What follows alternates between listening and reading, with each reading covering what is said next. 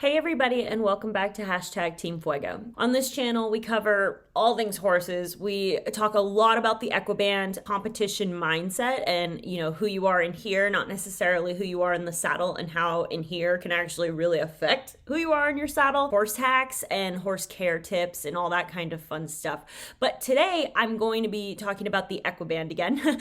For those of you that have watched a few of my Equiband videos already, you know I drone on and on and on and on and on about how it's a very difficult workout for your horse, because essentially you are asking them to build strength, you're asking them to build muscles, and in addition to asking them to do a different type of workout fundamentally than they have done every day of their lives. Horses spend their lives doing endurance training. Every single ride is building the respiratory system. It is building up to being able to run as long as possible. But when you're working with a system like the Equiband, it is resistance training. So it is specifically for building their muscles in a low impact setting. The reason that it's always given to horses that are rehabbing is it gives you an opportunity to rebuild muscles that were lost due to the injury, and you can build up the muscles back before you start putting them back under work. And I've had extreme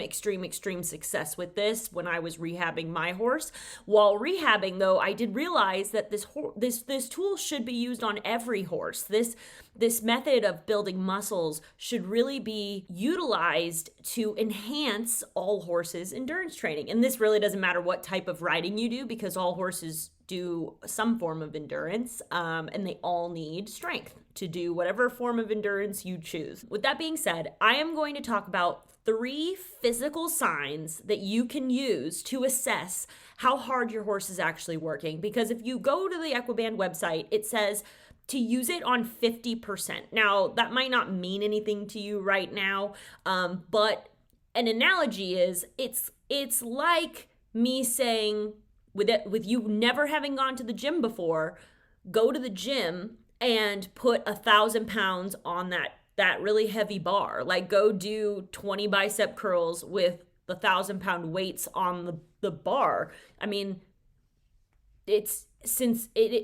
what that really means is it is the hardest setting for your horse to work within. So it's definitely not where you start. And one of the things that I, through these videos, I want to make sure that I communicate this as effectively as possible, to be careful with how much you challenge your horse in the beginning and how you incrementally work your way up to fully challenging your horse with the full 50% setting for the full duration of your ride. And I have an entire Equi-Course. I can link to that video here, but I have a full Equi-Course designed just to help you build a program and a schedule to help implement it in what you've already got going on with your horse. These are, let's actually get into this video now. There are 3 physical signs that you can use to assess how hard your horse is actually working. So the first one I tell everybody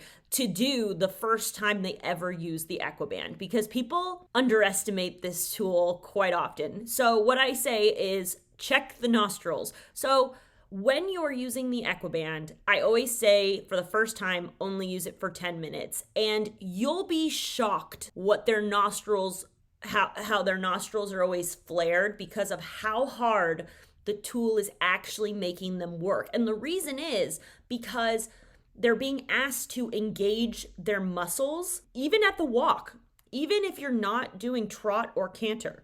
Your horse is being asked, it's a resistance rubber band, so your horse's muscles are being asked to work exponentially harder than if they're just roaming around without one.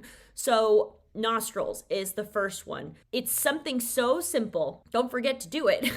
But it's something that's so simple that can tell you how hard your horse is actually working. Now, if your horse is rehabbing, 100%, they're going to be like, oh my God, I haven't done anything in forever. If your horse is actually in full work and you do this, you might be a little bit more pleasantly surprised, like, all right, like I can see the nostrils are flared. for sure they're going to be working harder. It's 100% guaranteed, but they might not be flared to the point where you're like, oh, now we got to do a cool down after that.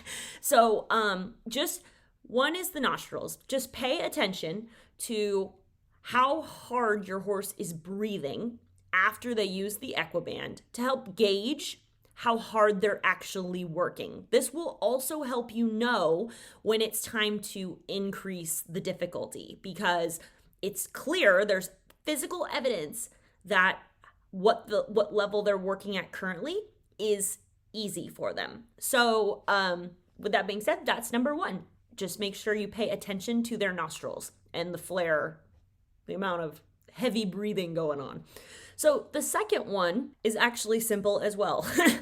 And it is the amount of sweat under the bands. So there's a band that goes under their belly, and that's their ab muscles that are working out. And there's one that goes around their butt, and that is their hamstrings, developing their muscles. This one is going to sound really simple, but let's say, and sweat is not a bad thing, right? Sweat is how, your body gets rid of the heat while it is working out. So the nostrils is a great way to seriously identify if what you're asking your horse to do is on par with what they're ready to do.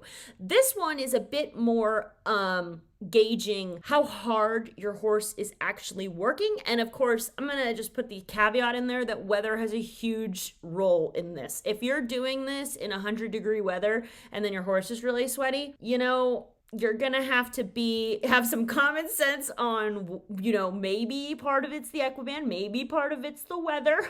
The point being that while they're using the bands, they will sweat. Those muscles are, it's like doing bicep curls. Your muscles, and you wouldn't even necessarily just sweat with the muscles you're using, you could sweat anywhere, but particularly under the bands themselves will show you how much sweat is going on, which will identify how hard the horse is working. This one is also very simple. It does have some other aspects, variables involved, and that's why it's number 2. The nostrils is going to be your first line of defense for how hard your horse is actually working. The literal amount of sweat your horse produces when doing this work will also help you understand how hard your horse is working. However, I'm also not opposed to sweat. When you're working out and you are working your muscles, sweat is a given. So this isn't about, oh my God, he sweat, I'm never going to do it again. It's just, it's physical evidence one way or the other on whether or not you're on the right track for how hard you are challenging your horse. So that brings us to number 3. So one of the things in the course that I go over is how you put your Equiband into your weekly schedule. Now, one of the things that I always say is that you don't use it every day, and you don't use it for the full duration of your ride when you're first getting started. And you wouldn't even use it for sequential days. And so the third way that you can really identify how hard your horse is working is if your horse is sore the next day. So when you're, and let's take your horse out of the equation, right? Your horse can't tell you, right? Your horse can't say like, hey, by the way, Mom, I really don't feel like working today. I mean, they can, but then normally they get in trouble for being non-compliant. So let's take the horse out of the picture for a second and think about like you and the last time that you went to the gym and worked on your muscles. Maybe you don't even go to the gym. Maybe you go to yoga. Maybe you, whatever your type of workout of preference is, think about the last time that you pushed yourself and how you felt the next day. Now, there is something to be said for if you do push your muscles, the next day you can't just sit on the couch. That does not help muscle recovery. You do need to get out and move your muscles, and that is the best way to recover your muscles. But you're also not going to, if you challenge yourself the day before, make the next day the hardest day of your week. And so next day soreness is the third physical sign. And this might, you might watch this video and go, duh. Are there any questions? No, that sounds pretty sweet to me. Right then, let's do it. Go team! Like, wow, this chick isn't telling me anything I don't already know. Fair enough. And if you're paying attention to all these things, honestly, In the moment, we can get so caught up with wanting some sort of outcome. We're so driven with our horses to get to the next competition, to get them rehabbed, to get them to their next best level. And with that, a little bit of tunnel vision, like you really just, you forget the simple things, you know?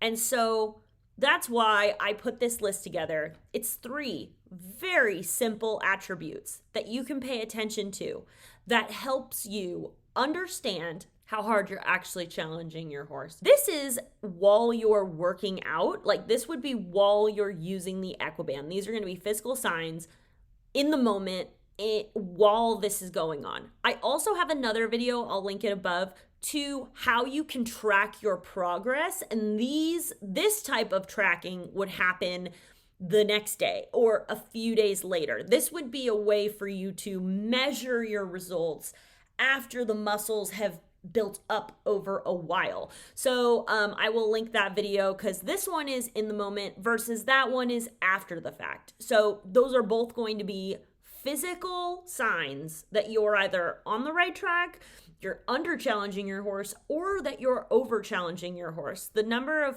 folks I've had leave me comments where it's very clear that they are starting on the most difficult setting means that they don't understand that this type of workout for a horse is actually extremely challenging because it's something they've never done before. They've never done the resistance training. Most of what they do, like 95% of what they do, is endurance training. So this is fundamentally a different type of workout for your horse. And it's just really important to pay attention because it's something they've never done before. I hope that this video has helped you. I hope it's given you at least some things to think about. If you have any questions whatsoever, put those down below. For anybody that has asked me a question, you know I answer them fully. So you'll get the bang for your buck, even though this is all for free.